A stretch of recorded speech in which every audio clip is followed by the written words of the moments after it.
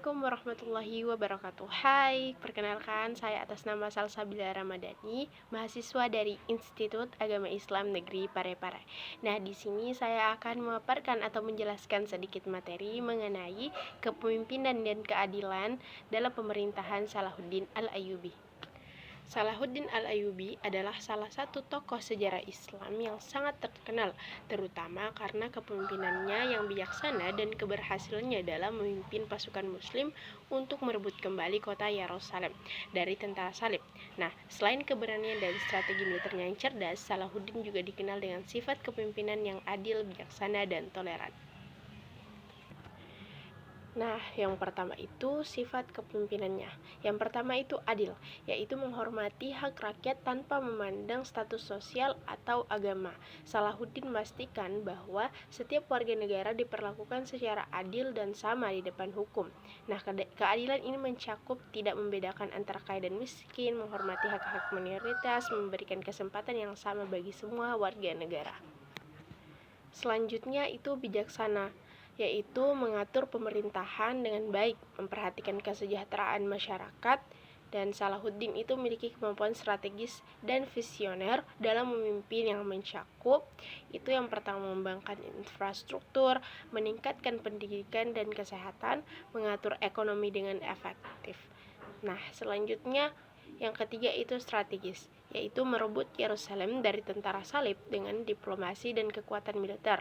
Salahuddin menggunakan strategi perang yang efektif dan diplomasi untuk mencapai tujuan, seperti menggunakan intelijen untuk mengumpulkan informasi, membangun aliansi dengan negara-negara lain, menggunakan taktik perang yang cerdas.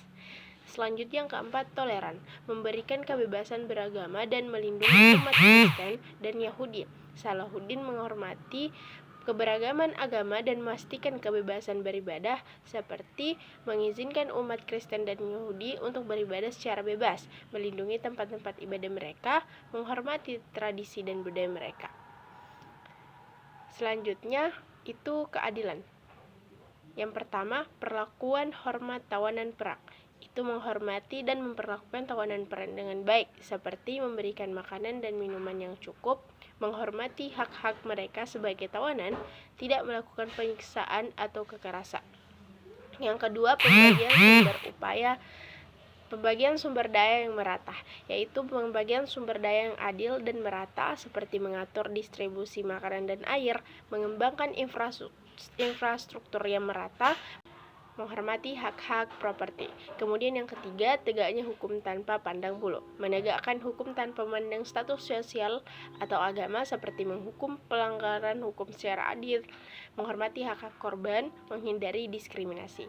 Kemudian yang keempat, ada perlindungan terhadap umat beragama lain, yaitu melindungi umat beragama lain dari diskriminasi dan kekerasan, seperti menghormati hak-hak beragama mereka, melindungi tempat-tempat ibadah mereka, menghormati tradisi dan budaya mereka.